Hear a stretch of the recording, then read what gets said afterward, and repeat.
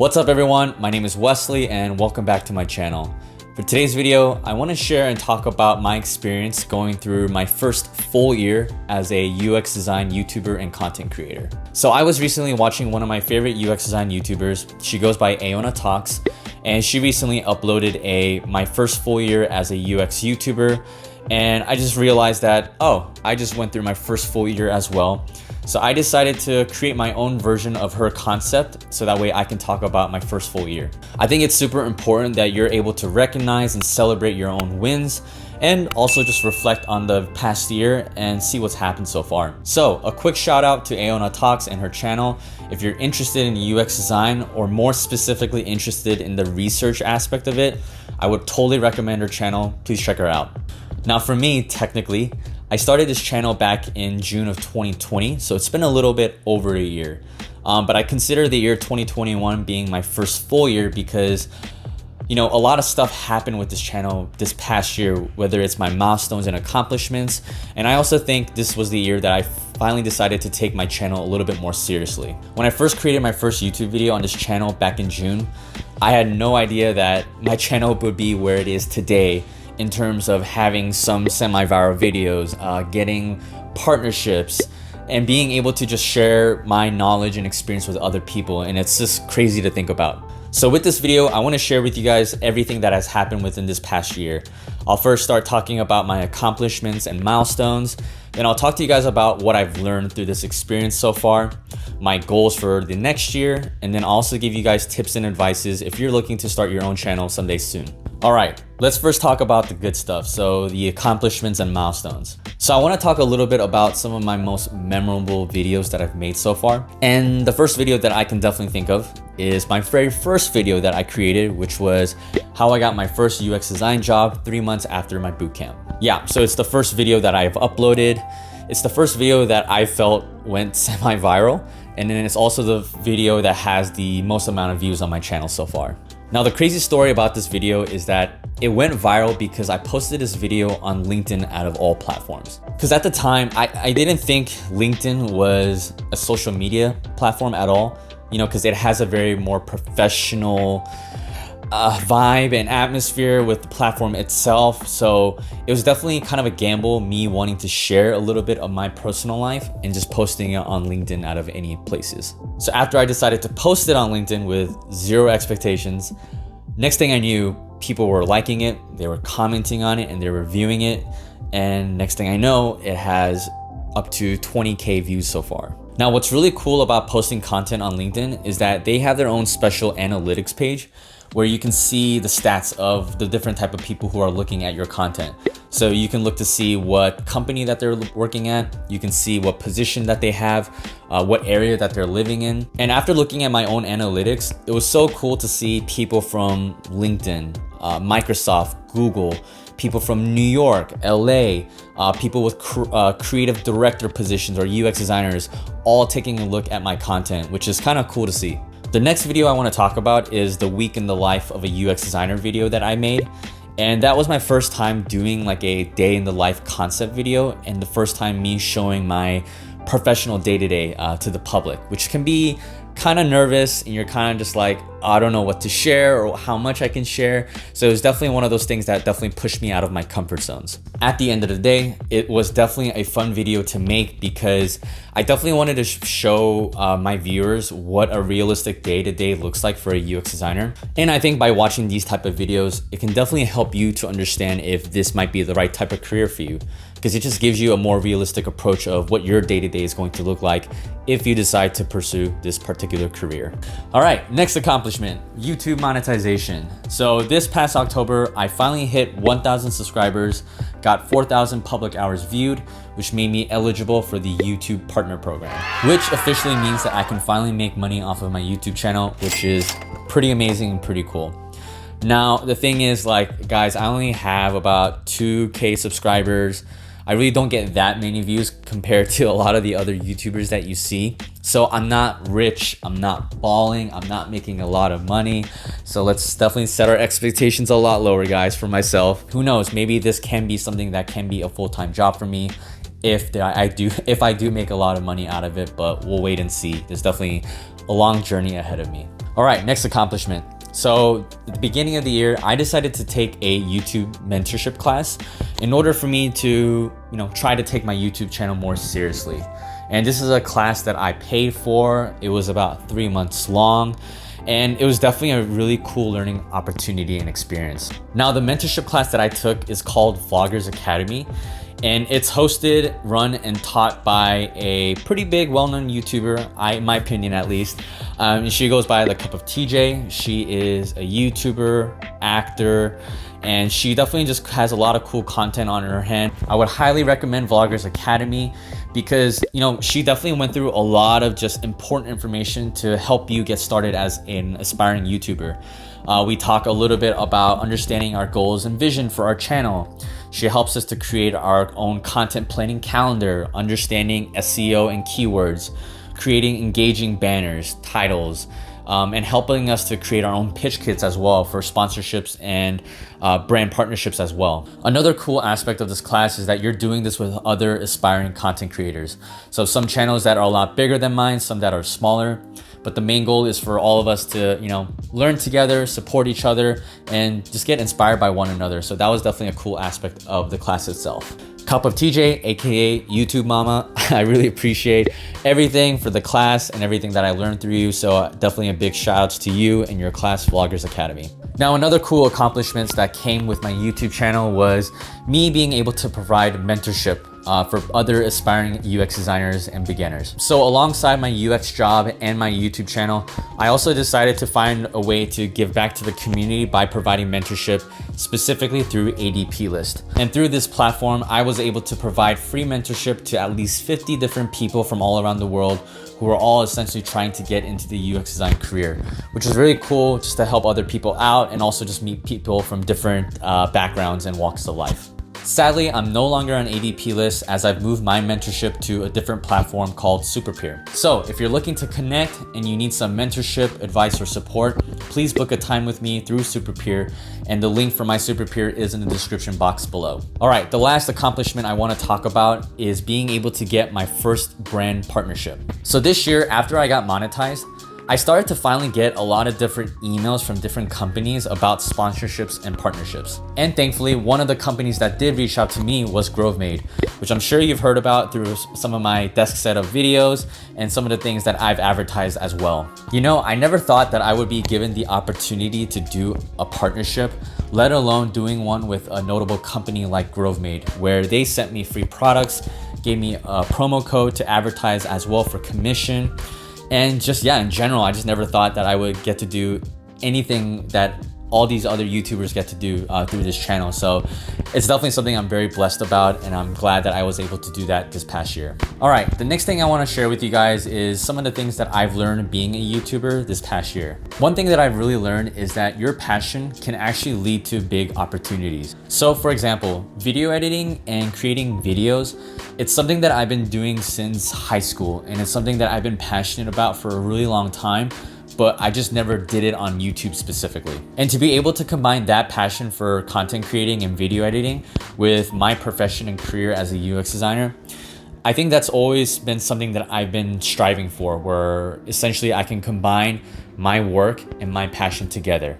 And I think I've finally been able to bridge that gap between, and I'm thinking that's something that other people hope to figure out for themselves as well, if that makes any sense. Now, when I talk about opportunities, I've been able to, number one, just network in general with people that I probably never would have gotten the chance to, whether it means that they're working for pretty big companies or they're from a different country outside of the United States. My YouTube channel has been a good conversation starter. And from there, we start to talk about our careers, how we got to be where we are today. And then we also share knowledge, tips, and advices. So it's definitely a good learning experience overall. And another thing I wanted to share is that my YouTube channel has actually led me to job opportunities and job offers. So to conclude this part, what I'm trying to say is that I'm just really glad that one of my passions that I've been doing for a really long time, I've been able to connect and use that specifically within my profession and career, which has led me to where I am today, which I'm super blessed and happy about. Another thing that I've learned is that I'm not necessarily a natural content creator just yet. As I've become a YouTuber and I've gone through just the daily grind and going through some of these mentorship classes as well, I just learned that there's a lot of hard work time, money, and effort that goes into maintaining a YouTube channel, especially if you're trying to do it full time. Now, a lot of the big YouTubers out there that you guys watch, they have a very meticulous plan on how to sustain their YouTube channel for the long run. Whether it means that they have a schedule where they post 2 YouTube videos a week, or they're consistently reaching out to different companies for partnerships and sponsorships, or some of them even have assistants that are helping them navigate their channel and managing it. And I thought to myself, can I ever see myself in that position? Can I ever see myself where my YouTube channel will get that big?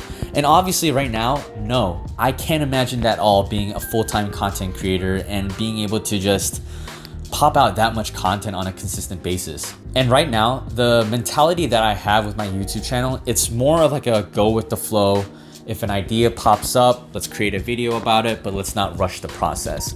And that might not necessarily be the right and best approach if you're really thinking about being a full-time content creator. So even though my working style is something completely different of a full-time YouTuber, it's something that I'm trying to get more comfortable with and understand. I think it's definitely pushing me out of my comfort zone.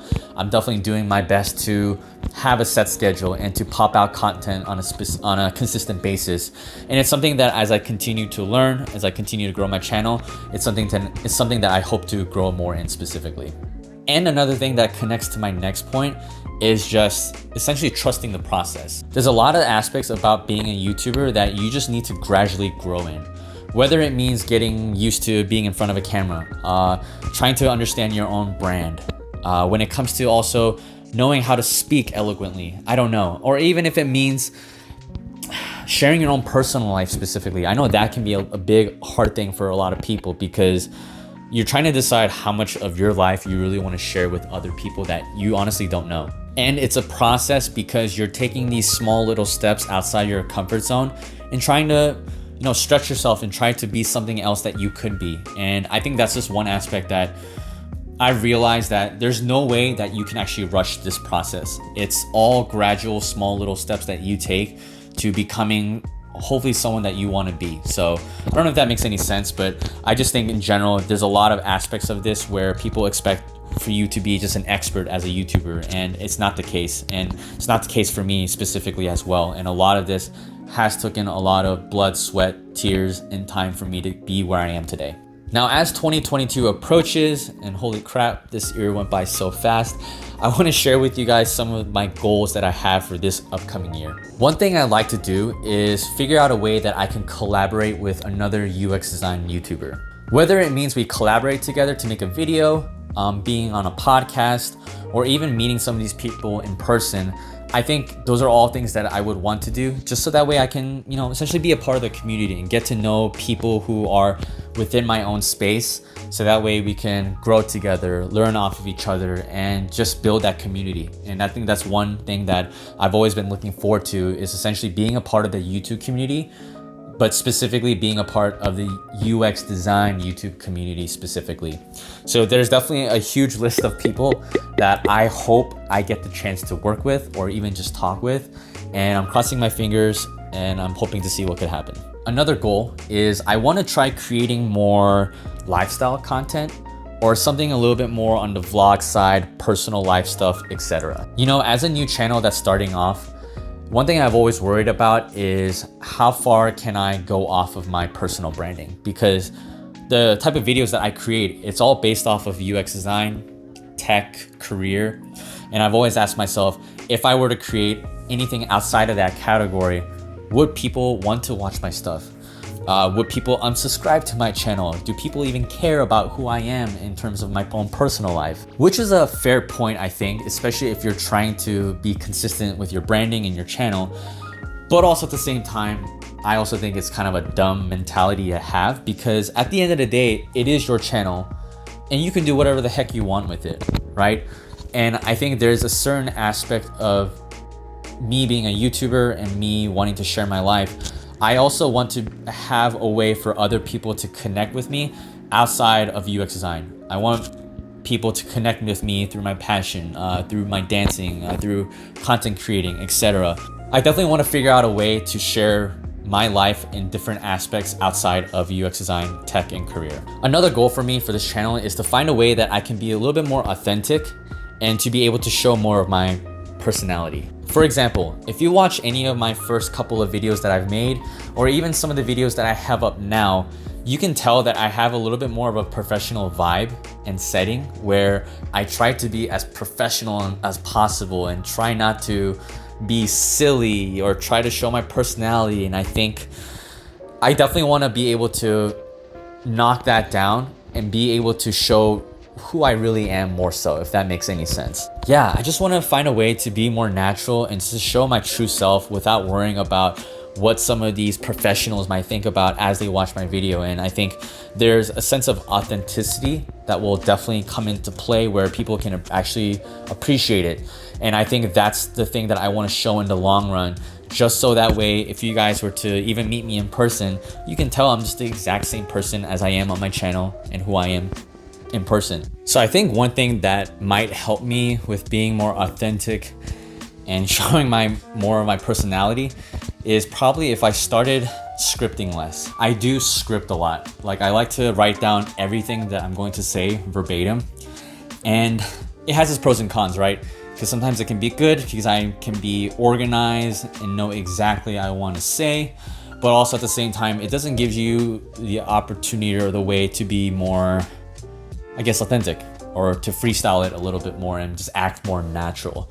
So I think that's another big goal that I'm gonna try to do for next year, is try to script less and try to freestyle more of this when I'm in front of the camera and when I talk to you guys.